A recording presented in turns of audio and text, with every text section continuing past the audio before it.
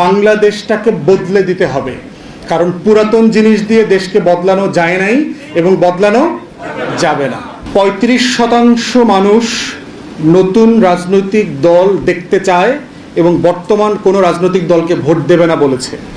এটা হলো সর্বোচ্চ সংখ্যা। তো রাজনৈতিক দলের প্রধানতম লক্ষ্য কি? ক্ষমতা যাইতে হবে। ক্ষমতা যায় কি করতে হবে? শেখ হাসিনা যা যা করছে আমরা ওগুলো করব, তাই না? তারপরে দিল্লি পালাবো। আপনারা দিল্লি পালাইতে পারবেন? বিমান আছে আপনাদের? বর্ডার থেকে আপনাদেরকে ক্রস করে দিবে?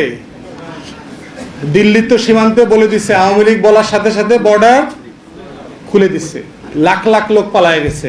আপনারা যেতে পারবেন? বললে দিবে এবি পার্টির লোক, ভাই ছাইরা দেন, আপনাকে বিরুদ্ধে আর কোনো কথা কমো না, তওবা করে আইছি, এরকম বলবেন?